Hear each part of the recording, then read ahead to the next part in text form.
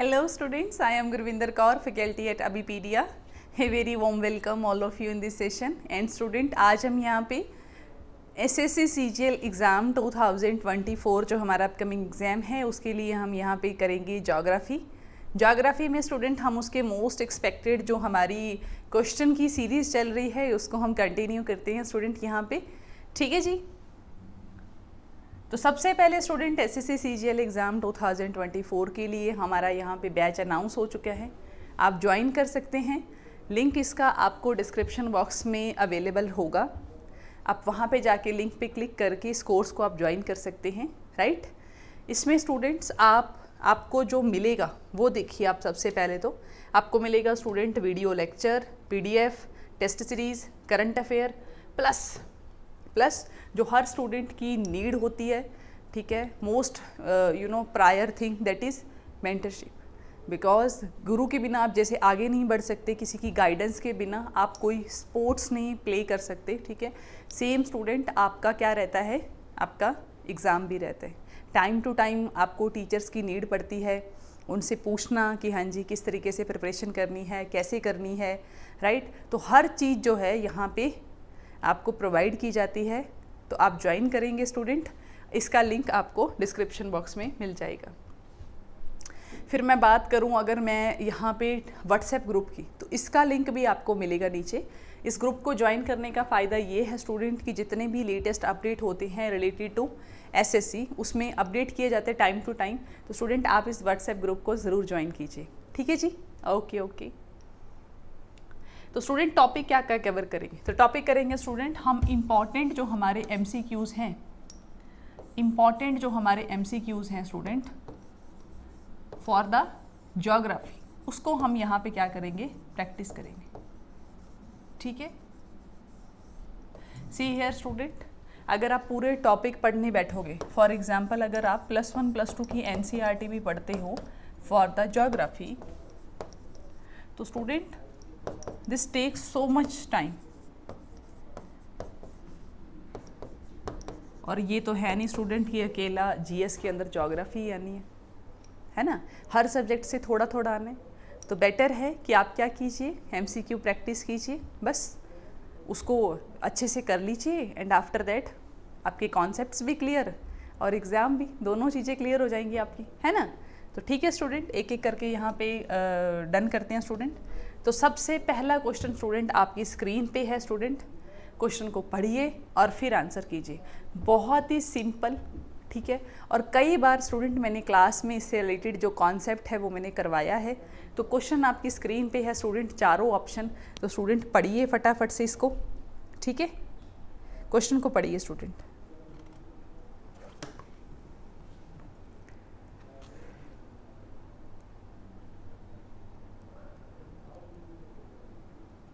हाँ जी, डन है।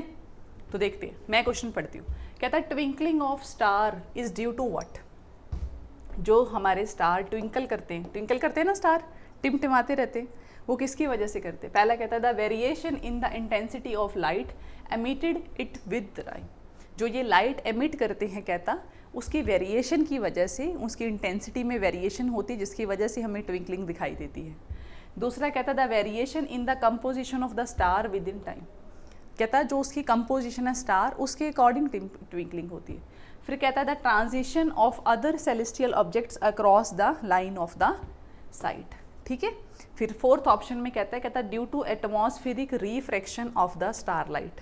सो correct option जो इसका है दैट इज D।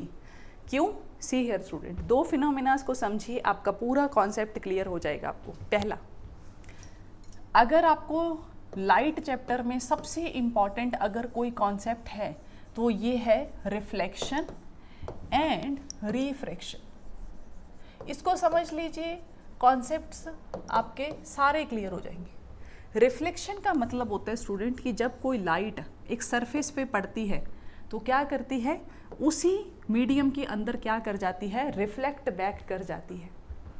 जैसे शीशे के अंदर, शीशे के ऊपर जब लाइट पड़ती है तो वो क्या करती है, रिफ्लेक्ट बैक करती है। राइट, जो आपको इमेज दिखाई देती है आपके मिरर के अंदर, वो कैसे दिखाई देती है, लाइट जो है वो आपके ऊपर पड़ के मिरर के ऊपर पड़ के आप पे पड़ती है, तो वो रिफ्लेक्शन है स्टूडेंट मिरर में आपका क्या है, रिफ्लेक्शन है स्टूडेंट्स। ये बात समझ में आ रही है आपको, यस और नो? ठीक है जी। तो फिर आप कहोगे कि मैम रिफ्रैक्शन क्या होता है? तो स्टूडेंट रिफ्रैक्शन का मतलब होता है, जैसे यहाँ पे एक जार है पानी का, तो स्टूडेंट इसके अंदर जब आप, जैसे इसके अंदर पानी पड़ा हुआ है, अगर इस पानी के अंदर आप पेंसिल रख दो, अगर आप इस पानी के अंदर पेंसिल रख दो, तो वो पेंसिल आपको एक जगह से टूटी हुई नज़र आएगी, एक जगह पे टूटी हुई नज़र आएगी। मैं आपको लाइव एग्जांपल दिखा देती हूँ। जैसे ये पानी है स्टूडेंट, ठीक है, अभी ये ख़राब तो नहीं हो जाएगा? हो सकता है, बिल्कुल हो सकता है, ठीक है। कुछ और इसके अंदर ये मार्कर पड़ा है, राइट, ये मार्कर है, चलो हम इस मार्कर को रख लेते हैं। जैसे यहाँ पे देखो, अगर ये मार्कर आपको ध्यान से देखोगे आप इस मार्कर को, तो जहाँ से हमारा पानी का सरफेस ख़त्म हो रहा है, वहाँ पे ऐसा लग रहा है कि जैसे मार्कर टूटा हुआ हो, जैसे मार्कर क्या हुआ हो, टूटा हो। दिखाई दे रहा है आपको? पता चल रहा है आपको? ऐसा लगता है ना जैसे मार्कर बेंड हो रखा हो अपनी जगह पे। ऐसा क्यों? That is due to the refraction. क्योंकि ऐसा क्यों होता है student? Due to speed of light. लिख लीजिए कॉपी में, स्पीड ऑफ लाइट। स्टूडेंट जब लाइट पास करती है, जब लाइट पास करती है student from one medium to another medium, from one medium to another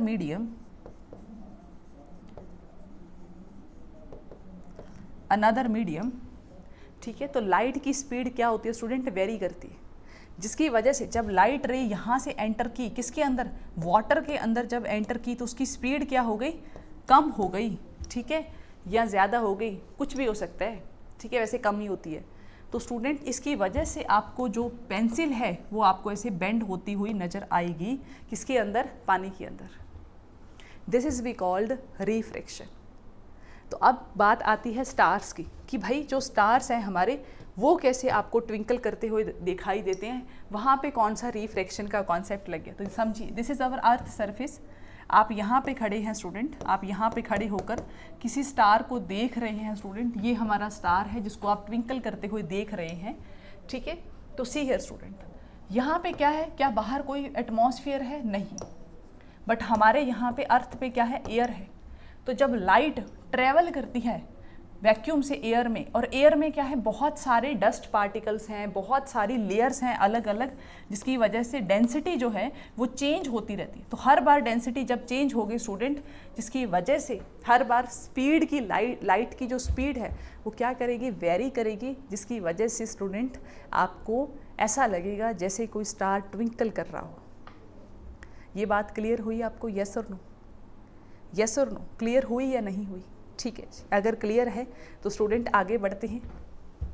तो पहला क्वेश्चन आपका बड़े अच्छे से क्लियर हो गया है, ऑप्शन है हमारा डी। आगे बढ़ते हैं स्टूडेंट्स। हाँ जी, तो क्वेश्चन नंबर 2 आपकी स्क्रीन पे है स्टूडेंट, पढ़िए।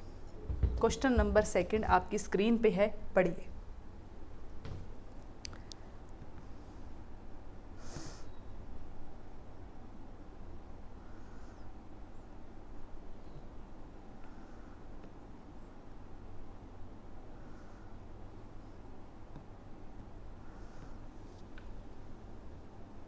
हाँ जी, क्वेश्चन पढ़िए।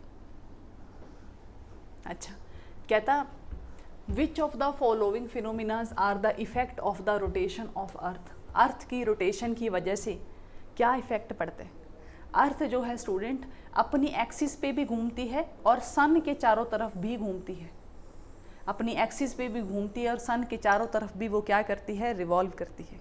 ऐसे घूमते हुए जा रही है, ऐसे ऐसे करके घूमते हुए जा रही है सन के चारों तरफ। तो वही चीज़ वो पूछ रहा है स्टूडेंट यहाँ से आपसे कि क्या क्या उसके हमें बेनिफिट्स मिलते हैं अर्थ के घूमने के। वही क्वेश्चन है एक तरीके का। कहता है apparent movement of the sun, moon and star.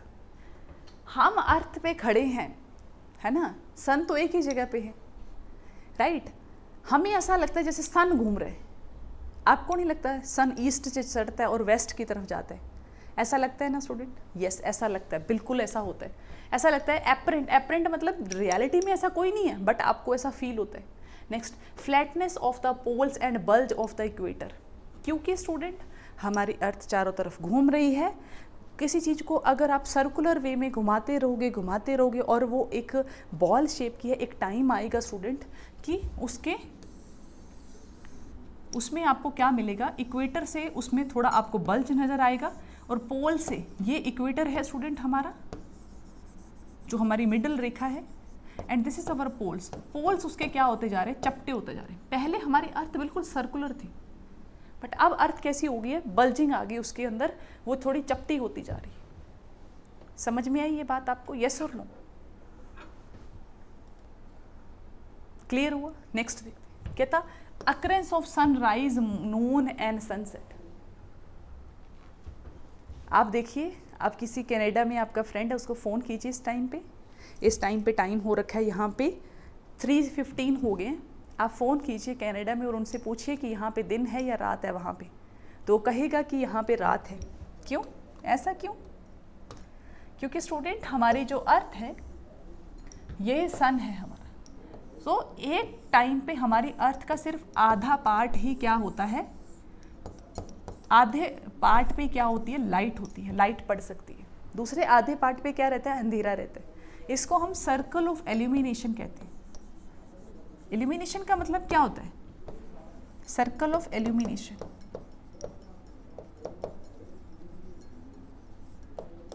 ठीक है जी, okay. Next, magnetic field of the earth. क्या अर्थ का मैग्नेटिक फील्ड है? बिल्कुल है।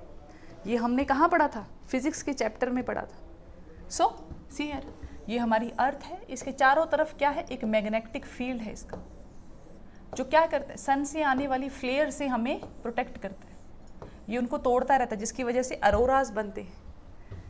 ग्रीन लाइट आपने खुद ने तो नहीं देखी होगी, क्योंकि पोल्स पे दिखाई देती है, बट आपने रील सब देखते हो आप सब, तो उसमें आपने ज़रूर देखी होगी।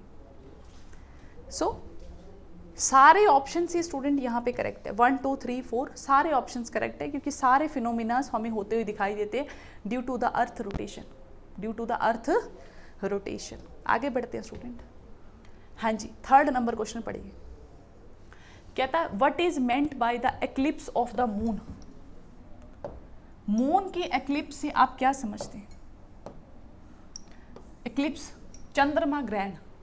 चंद्र ग्रहण से आपका क्या मतलब है? चंद्र ग्रहण से आपका क्या मतलब है, ये आपसे वो पूछ रहा है। हाँ जी, पहला कहता है it occurs when earth comes between sun, मतलब ये हमारी अर्थ है, ये हमारा सन है, and this is our moon. तो moon and centre of all three are the same straight line. दूसरा कहता है it is the path along the moon revolve. कहता है ये एक पाथ है ऐसे करके, जहाँ पे मून घूम रहा है हमारा। सी कहता है for any place it is the average angle by a line drawn from the moon to place and horizontal at midnight. फिर डी में कहता है when the moon comes between the sun and the earth it causes the shadow of the moon to fall on the earth। ठीक है, हाँ जी, बताइए फिर आप स्टूडेंट कौन सा ऑप्शन करेक्ट है? तो करेक्ट ऑप्शन है स्टूडेंट हमारा फर्स्ट वन। क्यों है? देखिए, this is our earth, this is our moon and this is our sun. तो स्टूडेंट होता क्या है, अर्थ जो है वो सन की लाइट को क्या कर लेती है, ब्लॉक कर लेती है, और अर्थ की जो शेडो है वो क्या पड़ती है, मून पे आपको विजिबल नज़र आती है, और इसलिए आपको क्या दिखाई देता है, चंद्र ग्रहण दिखाई देता है। वो कितनी शेडो पड़ रही है, कौन से और वाइटल प्लेन में है, उस पर डिपेंड करता है कि फुल मून एक्लिप्स होगा या फिर हाफ मून एक्लिप्स होगा। ठीक है जी, ये बात क्लियर है आपको? ठीक है जी, हाँ जी। 4th नंबर पढ़िए। 4th क्वेश्चन आपकी स्क्रीन पे है स्टूडेंट, फटाफट से पढ़ लीजिए। कहता है कंसीडर द फॉलोइंग स्टेटमेंट। पहला, the albedo of an object. Albedo का मतलब क्या होता है, वो कितनी लाइट को वो रिफ्लेक्ट कर रहा है। जैसे वाइट जो कलर होता है, वाइट जैसे क्लोथ है, उसका एल्बिडो ज़्यादा होगा, क्योंकि वो सारे सन की रेस को क्या करता है, रिफ्लेक्ट करता है। Determines it's visual brightness when viewed from with reflected light. दूसरा कहता है the albedo of mercury is much greater than the albedo of the अर्थ। कौन सी स्टेटमेंट करेक्ट है, ये पूछा है उसने। तो बताइए स्टूडेंट इसमें से कौन सी स्टेटमेंट करेक्ट है? तो सिर्फ और सिर्फ स्टूडेंट हमारी अर्थ ए ऑप्शन ही करेक्ट है। The albedo of an object determines it's visual brightness when viewed with reflected light. Second नहीं है, क्योंकि मरकरी से ज़्यादा हमारे अर्थ का एल्बिडो है, अर्थ का एल्बिडो ज़्यादा है। हाँ जी, 5th नंबर क्वेश्चन पढ़िए, 5th नंबर क्वेश्चन पढ़िए स्टूडेंट।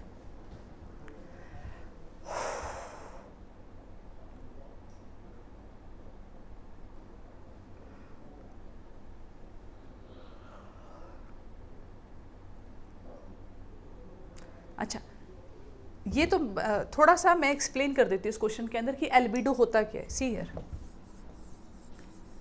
एल्बिडो वर्ड का मतलब होता है स्टूडेंट रिफ्लेक्ट करना। कोई भी वाइट लाइट है, कोई भी वाइट कलर की चीज होती है ना स्टूडेंट, वो क्या करती है, जो हमारी रे आ रही है, सन रे आ रही है, मतलब कि जो भी रे आ रही है उसको वो क्या करेगी, रिफ्लेक्ट करेगी। बट अगर कोई चीज़ ब्लैक कलर की है, ब्लैक, ग्रे, ब्राउन, वो क्या करेगी, चीज़ों को एब्जॉर्ब करती है, वो लाइट को क्या करती है, एब्जॉर्ब करती है। इसका सबसे बड़ा बेस्ट एग्जांपल देती हूँ स्टूडेंट मैं आपको। गर्मियों में आप ज़्यादातर वाइट कपड़े पहनते और सर्दियों में ज़्यादातर आप ब्लैक कपड़े पहनते। क्यों, ऐसा क्यों? मतलब ऐसा तो है नहीं कि हमारे मतलब हिंदू माइथोलॉजी में कुछ लिखा हुआ है, ऐसा नहीं है। वाइट क्लोथ स्टूडेंट हम इसलिए वियर करते हैं क्योंकि जो वाइट कलर है वो सारी लाइट्स को क्या करता है, सारे कलर्स को क्या करता है, रिफ्लेक्ट करता है। ठीक है, हमारी अर्थ पे एल्बिडो जो है वो कौन कौन करेगा, ऑब्वियसली जो चीज़ वाइट दिख रही है जैसे कि स्नो, क्लाउड, राइट, तो इनका एल्बिडो इफेक्ट ज़्यादा होगा, एल्बिडो ज़्यादा करेंगे क्योंकि वाइट है, इसलिए सारे कलर्स की लाइट को क्या, सारे कलर्स को क्या करते हैं, रिफ्लेक्ट कर देते हैं। ठीक है, ओके, ये बात क्लियर हुई आपको? ठीक है जी, तो अब नेक्स्ट क्वेश्चन पे मूव करते हैं। कहता है inexhaustible source of energy for the star. कहता है स्टार्स में एनर्जी खत्म ही नहीं हो रही है, आपको हजारों सालों से वही स्टार्स जो हैं वो आपको विजिबल है और वो ट्विंकल कर रहे हैं, उनमें एनर्जी है तभी तो ट्विंकलिंग हो रही है, राइट, यस और नो। सन जो है उससे इतनी सारी एनर्जी हमारी अर्थ तक पहुंच रही है स्टूडेंट, तो कुछ तो हो ही रहा होगा उसके अंदर, कोई तो एनर्जी का सोर्स होगा कि नहीं होगा, बिल्कुल होगा। तो स्टूडेंट पढ़िए फिर 5th नंबर क्वेश्चन। तो इसका जो करेक्ट ऑप्शन, अच्छा पहला ऑप्शन में कहता decay of A radio active element. कहता जो हमारे स्टार्स हैं उसमें रेडियो एक्टिव एलिमेंट है जो डिके कर रहे हैं, जिसकी वजह से हमारे वहाँ पे एनर्जी जनरेट हो रही है। दूसरा कहता है conversion of hydrogen to helium, उसमें हो क्या रहा है, हाइड्रोजन जो है वो हीलियम में कन्वर्ट हो रही है। फिर सी कहता है conversion of helium to hydrogen, कहता है हीलियम कन्वर्ज हो रही है हाइड्रोजन में। फिर कहता है excess of oxygen that helps burning and release of energy, कहता है बहुत ज़्यादा ऑक्सीजन है और यूनिवर्स के अंदर जिसकी वजह से वहाँ पे एनर्जी बर्न हो रही है, मतलब कि बर्निंग हो रही किसी चीज़ की। तो पहला ऑप्शन देखो, डिके ऑफ रेडियो, कितना भी एलिमेंट क्यों ना हो, अगर वो डिके होना शुरू होगा तो एक टाइम आएगा स्टूडेंट कि वो ख़त्म हो जाएगा। यहाँ पे क्या है, conversion of hydrogen to helium. ठीक है, जो हाइड्रोजन है वो क्या हो रही है, कन्वर्ज हो रही है हीलियम में, तो इसका करेक्ट ऑप्शन हमारा बी ही है student, conversion of hydrogen to helium. ठीक है, अच्छा नेक्स्ट, अच्छा conversion of helium to hydrogen. See hydrogen जो है हमारी प्लस हाइड्रोजन, ये मिलकर क्या बनाता है, हीलियम बना रहा है। यहाँ पे एक्चुअल में रियलिटी में हो क्या रहा है, फ्यूजन हो रही है। क्या हो रही है, फ्यूजन हो रही है। दो तरीके की रिएक्शंस होती हैं स्टूडेंट, एक होती है फ्यूजन और एक होती है फिशन।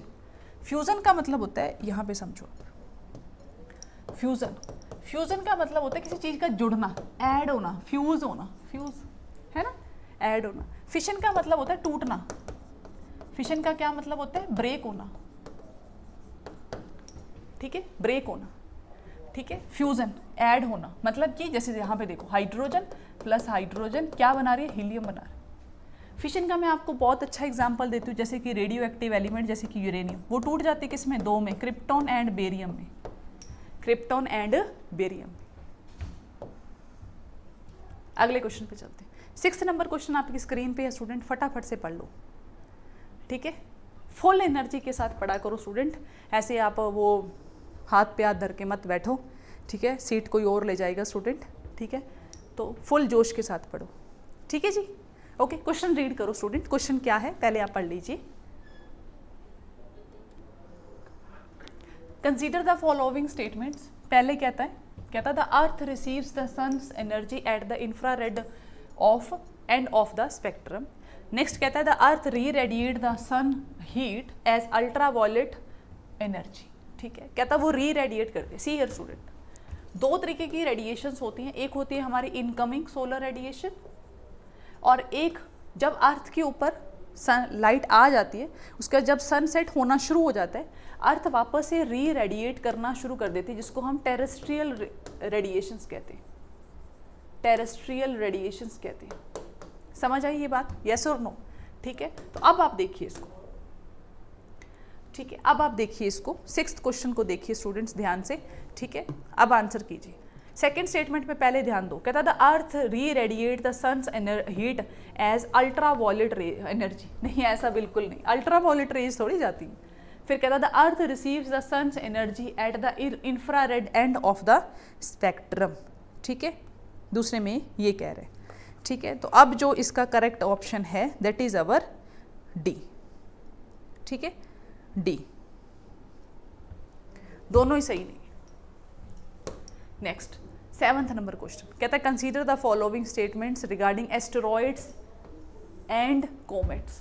एस्टेरॉइड्स एंड कॉमेट्स क्या चीज़ है, इनके बारे में वो क्वेश्चन पुट कर रहा है स्टूडेंट्स। तो बताइए। पहला कहता है the asteroids are small rocky planetoids while comets are formed of frozen gases held. ठीक है, फ्रोजन गैसेज से बनते हैं हमारे कॉमेट। नेक्स्ट कहता है asteroids are found mostly between the orbits of Jupiter and Mars while comets are found mostly between the Venus and Mercury. Third कहता है comets show a predictable glowing tail. जैसे कई बार आपने देखा वो पूंछ वाला तारा नहीं गिर रहा होता नीचे से, है ना, ऐसा लगता है जैसे कोई टूटता हुआ तारा है, उसके पीछे टेल सी होती है। ठीक है, okay, glowing while the asteroids do not. Correct statement पूछिए स्टूडेंट, बताइए आप करेक्ट स्टेटमेंट कौन सी है इसके अंदर से। सो इसकी जो करेक्ट स्टेटमेंट है that is our C 1 and 3। Second statement गलत है स्टूडेंट। ठीक है, asteroids are found mostly between the orbits of Jupiter and Mars. ठीक है, while comets are found mostly between Venus and Mars. नहीं, ये स्टेटमेंट गलत है, ये तो खैर सही है। नेक्स्ट 8th नंबर क्वेश्चन पढ़ो। कहता था blue moon phenomena occurs. Blue moon occurs कब होता है? तो इसका जो करेक्ट ऑप्शन है that is a, when 2 full moons occur in the same month. ठीक है, 2 फुल मून अगर एक ही सेम मंथ में अगर अकर हो जाए तो तब हम उसको क्या बोलते हैं? द ब्लू मून फिनोमिना कहते हैं। ठीक है जी, ओके, ठीक है जी। नेक्स्ट 9 नंबर क्वेश्चन देखो। कहता है consider the following statement, 2 statement by using code. पहला कहता है comets revolve around the sun only in long elliptical orbit. Reason है a comet develop a tail when it gets close to the sun. हाँ जी, 9th number question का answer दीजिए students. तो इसका करेक्ट ऑप्शन जो है ना वो है हमारा बी। दोनों स्टेटमेंट सही हैं बट आर इसका करेक्ट ऑप्शन नहीं है, क्योंकि comet develop a tail when it gets close to the sun, नहीं, ऐसा बिल्कुल भी नहीं है। जब वो जलता है तब उसमें टेल बनती है। 10th नंबर पढ़ो। कहता है एक्लिप्स ऑफ सन अकर्स। कब होता है भाई एक्लिप्स, बताओ जल्दी से। Eclipse of sun occurs when, कब होता है भाई? तो कब होता है? A, when moon comet comes between sun and earth. ये देखो, ये हमारा मून, ये हमारा सन और ये हमारी अर्थ। तो मून की शेडो जो है वो सन पे पड़ती है। Next, consider the following statements. ठीक है, 11th नंबर क्वेश्चन देखो, क्या करेक्ट ऑप्शन बनेगा इसका? इसका करेक्ट ऑप्शन बनेगा हमारा सी। ठीक है, both the earth is nearest to the sun about 3 January. क्या बोलते हैं इसको? पेरीहेलियन। क्या बोलते हैं इसको? पेरीहेलियन। पता है ना आपको, मैंने पढ़ाया हुआ है पेरीहेलियन एंड क्या होता है? Aphelion. Earth is farthest from the sun about 4 July. This is be called aphelion. तो दोनों ही स्टेटमेंट करेक्ट हैं student, both A and B. अच्छा, नेक्स्ट पढ़ो। This is our 12th number question. Sorry, कहता है मैच करना है दोनों स्टेटमेंट्स को। प्लेनेट हैं और सैटेलाइट्स है। ठीक है, जैसे मार्स, जुपिटर, सैटर्न, यूरेनस, इनके ये प्लैनेट्स के नाम दिए, आपको मैच करना है स्टूडेंट। मैच कीजिए, मैच कीजिए स्टूडेंट। तो करेक्ट ऑप्शन जो है स्टूडेंट हमारा वो क्या है यहाँ पे? बी। करेक्ट ऑप्शन क्या है? B student. यहाँ पे करेक्ट ऑप्शन है फर्स्ट का बी। ठीक है, मार्स का सैटेलाइट है डेउमोस, ठीक है, बी का है हमारा 3 जुपिटर का है यूरोप, सी का है हमारा 1 सैटर्न का टेथियस, डी का 4 यूरेनस का टाइटेनियम। ठीक है जी, समझ आई बात? ओके, ये दिया ही हुआ है यहाँ पे, तो इसका करेक्ट ऑप्शन आपको पता लग ही गया। तो इसी के साथ स्टूडेंट हमारी यहाँ पे सेशन जो है वो ओवर होता है स्टूडेंट, ठीक है, ओके। बट आपको लीव नहीं करना है, आप एक चीज़ समझिए, उसके बाद आप इसको सेशन को लीव कर सकते हैं। यहाँ पे देखिए, यहाँ पे देखो, आपको जाना है स्टूडेंट अबीपीडिया माइक्रो कोर्सेज के ऊपर। जाने के बाद स्टूडेंट आपको करना है चूज एग्ज़ाम करके आपको जाना है स्टूडेंट किस पे, स्टाफ सिलेक्शन कमीशन CGL की प्रिपरेशन करनी है आपको। तो फुल कोर्स ज्वाइन कर सकते हैं स्टूडेंट यहाँ पे, ठीक है, वीडियो लेक्चर्स पे जाके, ठीक है, वीडियो लेक्चर्स पे जाके, और इवन आप जहाँ सकते हो अबीपीडिया माइक्रोवर्स। अगर आपको माइक्रो कोर्सेज ज्वाइन करने हैं तो यहाँ पे देखो माइक्रो कोर्सेज अवेलेबल, ठीक है। जैसे आपको जर्नल स्टडी रेडी करनी है, हिस्ट्री, ज्योग्राफी, इंडियन पॉलिटी, सब रेडी कर सकते हो स्टूडेंट, यहाँ पे देखो, ठीक है, यहाँ पे देखो, सब रेडी कर सकते हैं, ठीक है। समझ में आ रही है ये बात आपको, यस और नो? ठीक है, ओके। तो इवन आप सारे भी देख सकते हो, ये देखो, यहाँ पे देखो, जैसे फॉर एग्जांपल अगर आपको सिर्फ हिस्ट्री पढ़नी है तो हिस्ट्री को ट्राई कीजिए, ठीक है। यहाँ पे देखो हिस्ट्री है, इसमें आपको PDFs मिलेंगी, लेक्चर्स मिलेंगे, ठीक है, कितने मिलेंगे, 8 लेक्चर मिलेंगे, वेब नोट मिलेंगे, मल्टीपल चॉइस क्वेश्चन मिलेंगे, सब मिलेगा। तो स्टूडेंट इस तरीके से आप अवेल कर सकते हैं, ठीक है। अफोर्डेबल होनी चाहिए ना प्रिपरेशन, है ना, ऐसी तो नहीं होनी चाहिए कि फाइनेंशियल कंस्ट्रेंट की वजह से आप अपना ड्रीम ही ना पूरा कर पाओ, ठीक है। तो स्टूडेंट आप इसको अवेल कर सकते हैं, लिंक आपको इसका डिस्क्रिप्शन बॉक्स में मिल जाएगा। तो सेशन कर रही हूँ मैं स्टूडेंट यहाँ पे over. Thank you, have a nice day.